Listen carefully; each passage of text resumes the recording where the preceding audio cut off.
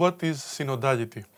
The word synodality was until recently considered mainly an Eastern Orthodox concept.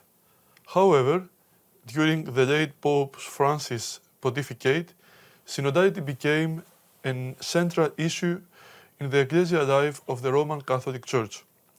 In this shift, the Orthodox Church, often defined as the Church of Councils, is regarded as a model or source of inspiration for the synodal conversion of the Roman Catholic Church. But what do we Orthodox mean by synodality? What about other terms such as collegiality or conciliarity, which are often used alongside or in place of synodality? Is synodality related only to hierarchy and the governance of the Church? The commemoration of the First Ecumenical Council provides a fitting opportunity to clarify this terminology. Let us explore synodality in 3 steps. First, we will begin by mentioning the current ecumenical interest in the term synodality. We will then clarify its dual meaning and propose a distinction between 2 forms of synodality. Finally, we will emphasize the importance of the correlation between these 2 forms. The first point, how synodality became a timely word.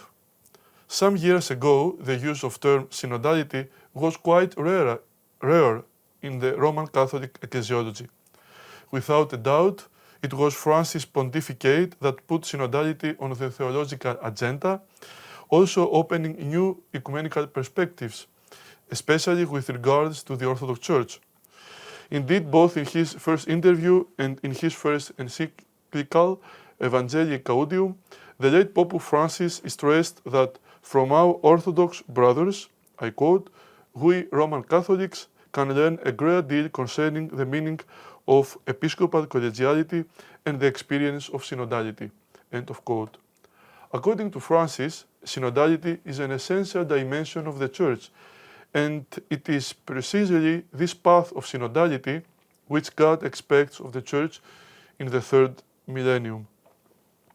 This Roman Catholic interest in synodality is impressive. A lengthy process involving Catholics from all over the world prepared the 2 sessions of the Synod of Bishops held in Rome in 2023 and 2024, reflecting on the topic for a synodal church, communion, participation, and mission.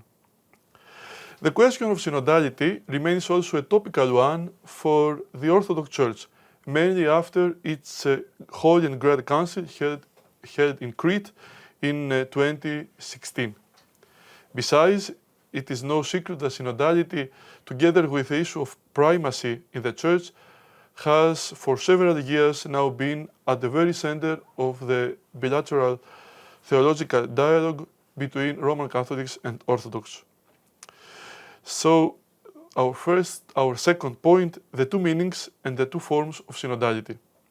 Collegiality, synodality, conciliarity. What do we mean with these 3 terms?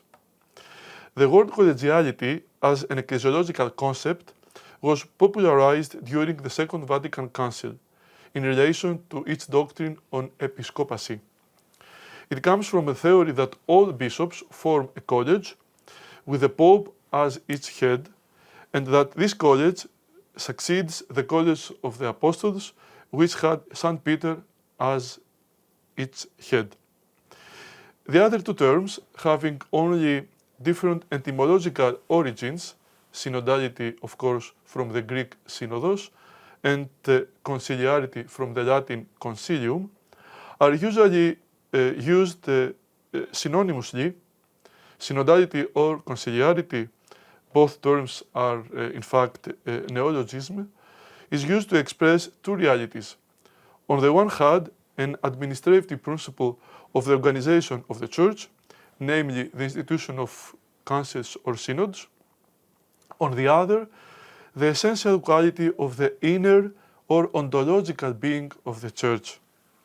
This double meaning, conciliar institution and conciliar nature of the Church, was pointed out by Father Alexander Schmemann in a study of 1962. I quote, "Before we understand the place and the function of the council in the Church, we must therefore see the Church herself as a council.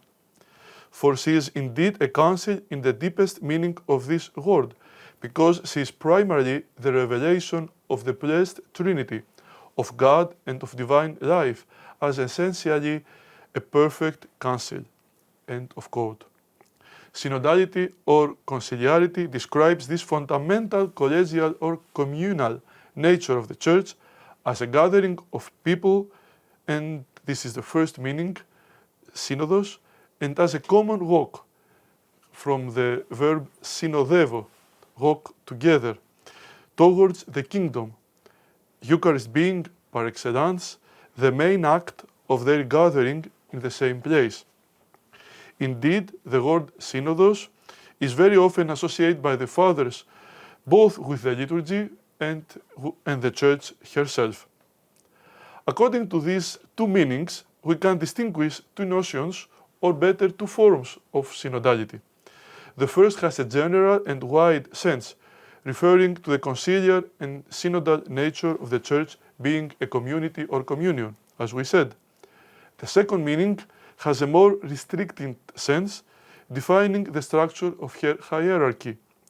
We could therefore use the two terms to speak of ecclesial conciliarity and episcopal synodality. The choice of each term is not random or arbitrary. Conciliarity seems to me more appropriate for the ecclesial character because council is normally used for a more general and important church gatherings, for example, the ecumenical councils. As many theologians explain, the ecumenical council are not a permanent institution, but an event that concerns and involves, in a way, the whole Church. Synodality, on the other hand, comes from the word synod, which usually refers to an institution with a more or less stable character. So, our third point, how do we link ecclesial conciliarity with episcopal synodality? We cannot separate the two forms of synodality. In the narrow sense, episcopal synodality is an expression of the ecclesial conciliarity. As Father Schmemann also highlights, it is this conciliar ontology of the Church in the totality of her essence and life that constitutes the framework for the Council in Church government. End of quotation. As there should be no opposition between the hierarchy and the rest of community or the people, in the same way we cannot oppose these two inseparable realities, namely ecclesial conciliarity and episcopal synodality. It is important to keep a balance between the two forms.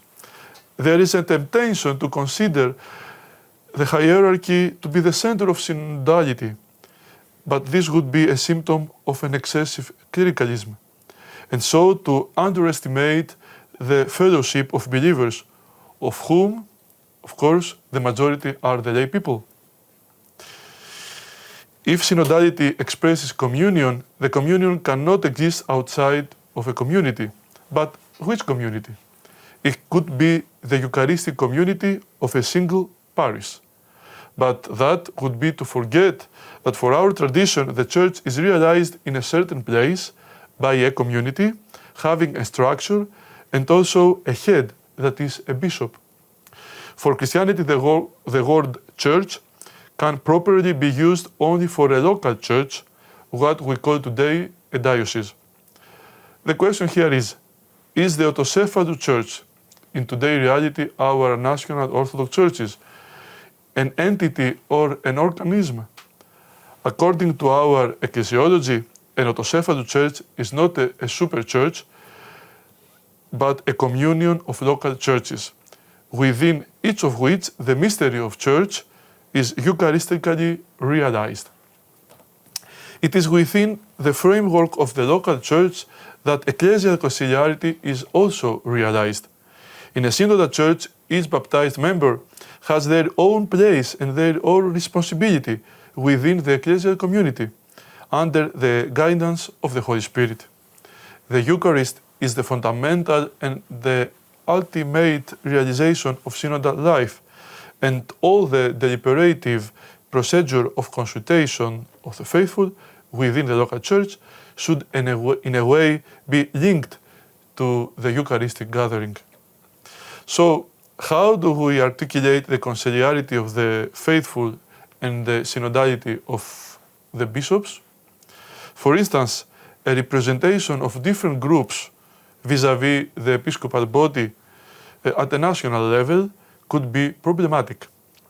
The risk is that at the national level, different groups of faithful, for example, the women, could defend their own interests or ideologies.